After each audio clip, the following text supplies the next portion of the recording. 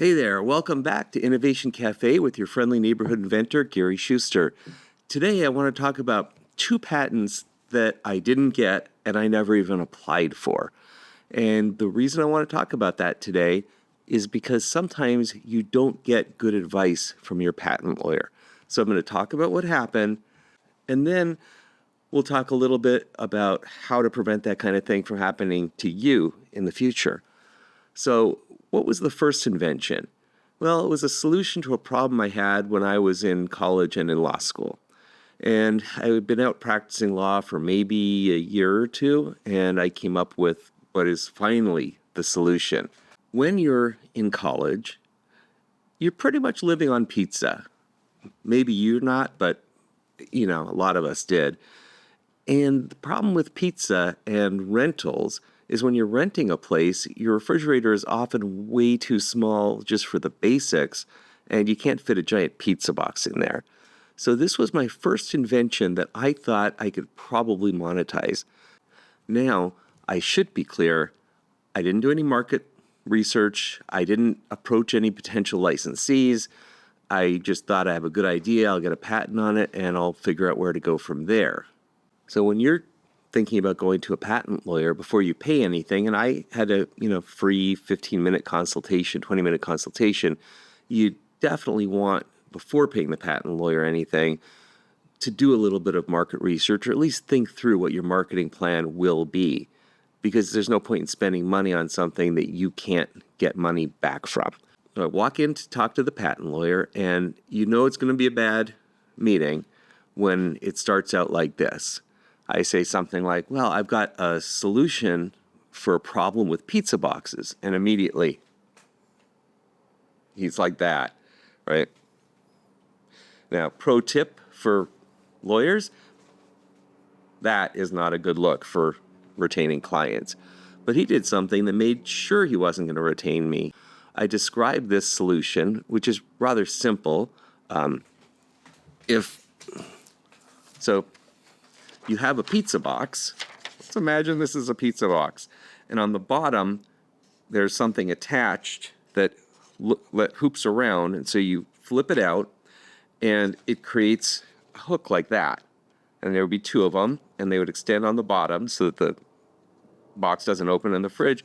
And you just slide it onto the shelf above.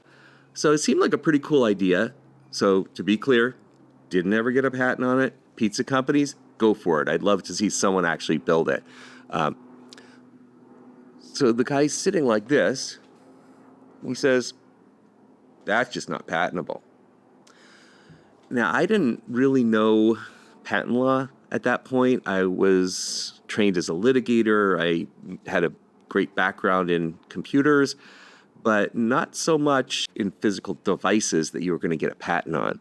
So I just accepted it. When he said that's not patentable, I'm like, well, I guess I don't understand patent law, but if he says it's not patentable, it's not patentable. Well, he was wrong. I mean, that's directly straight down the middle of the road of what is patentable. So why did he tell me it wasn't patentable? I honestly don't know. Maybe he had some prior art in mind. He'd seen something similar. I mean, there are a dozen reasons why he could have found problems with patenting it. But instead of explaining it to me, he just said, it's not patentable. So I let it go. The next invention, and this invention that I didn't file for a patent on, really could have been quite valuable. This was early days of the internet. Advertising was just starting up on the internet. It was certainly before Google existed. And it was a very, very simple invention. What you do with this invention is, a user hits up a website and then clicks through a link. And on the next page, there's going to be an ad. And it's either going to be an ad for dog food or an ad for cat food. And the way it figured out which kind of ad to run was it grabbed the HTTP referrer variable, which is just a way to tell the web server, hey, this request came because he clicked a link on this specific page. It would then grab the page that the request came from and search for the word cat. If the word cat appeared anywhere on the page, it would serve an ad for cat food. Otherwise, it would serve an ad for dog food. So I put this up on an obscure URL and had it running, sent the URL to my patent lawyer, described the whole invention to him, and he said he was going to look into it. And a few days later, I'm at Disneyland, which, I love Disneyland. I'm a big kid at heart, like all inventors are. And I get a call from the patent lawyer. And I'm like, shh, everyone, quiet. I mean, plus, this was on my flip phone, so it was like, everyone, quiet, I've got a call. So I'm listening, and he says, well, Gary, I'm really sorry, but it's just not patentable. And once again, I just accepted that advice. And this is someone I'm also still friends with. But, as a result maybe of that, I didn't search for a second opinion. And he did explain why it wasn't patentable. He said, well, this is more of a kind of business. It's like how you would do business more than an invention, and it's not patentable as a result. Now, I'm not even sure he was right then, but I'm absolutely sure that when a case came down very shortly afterwards called State Street Bank, and that case said you can patent business methods. The patent statute, Section 101, does not have restrictions on what the subject matter of a patent could be, so business methods are patentable. Caveat, no longer. But there was a window of time that lasted, over a decade when that would have been patentable. And that all came to an end when the Supreme Court of the United States handed down Alice versus CLS Bank. But that's a story for another day. At this point, though, I had received advice, you can't file on it. But it turns out that patent law is always in a state of flux.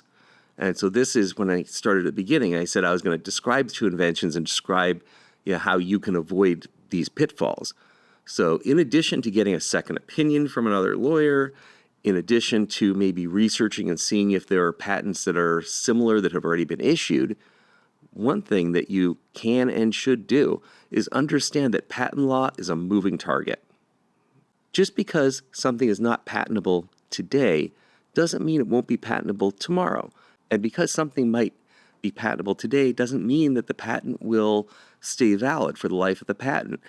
Patent law constantly changes, and it tends to go in very, very long cycles, maybe 20-year cycles, where patentable subject matter gets narrowed and fewer things are patentable, then they realize that they've overdone it, and then they correct and more things are patentable, then they realize they've overdone that, and it goes back.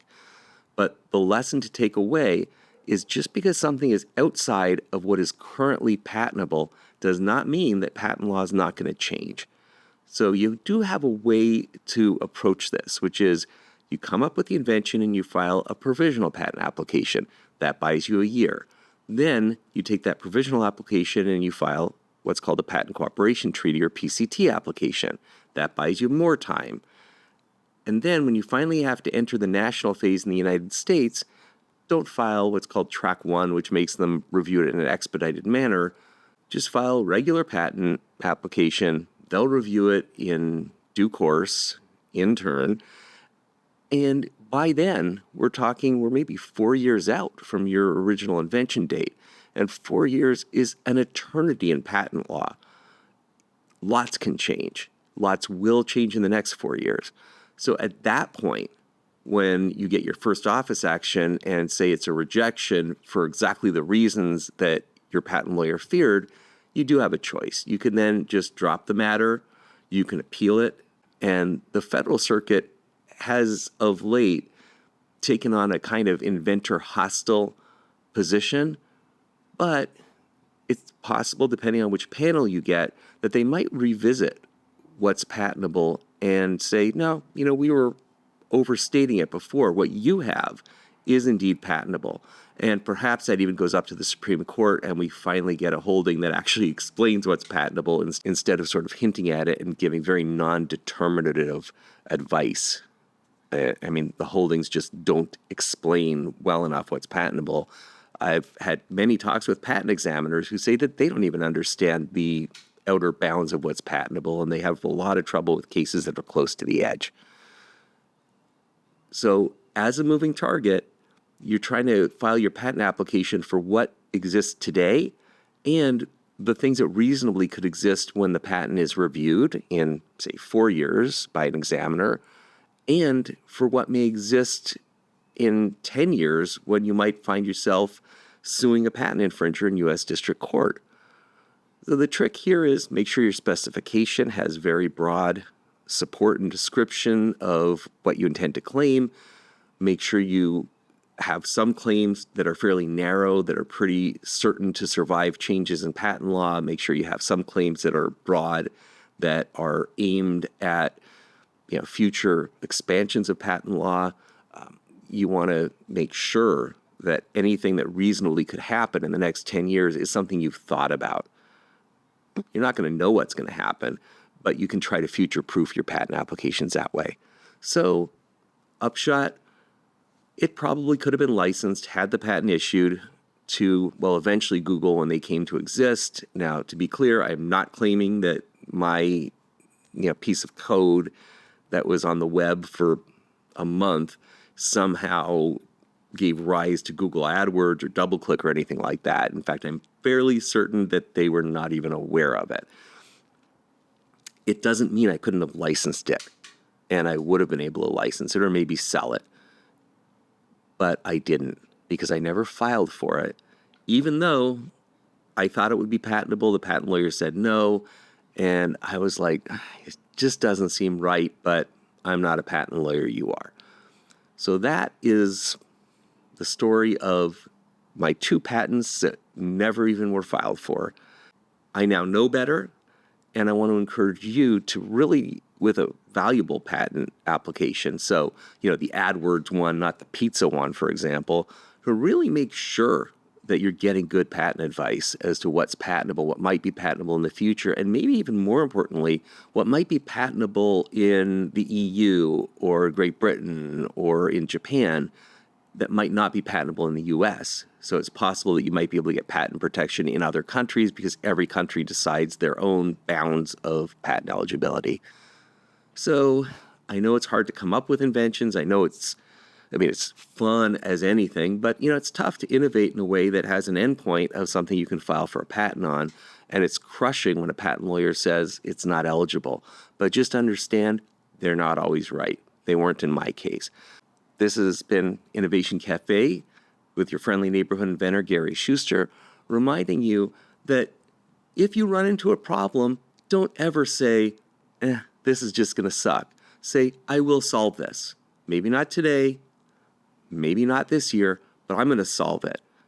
Don't give up. Humans are incredibly creative, including you. Thanks, and we'll see you next time.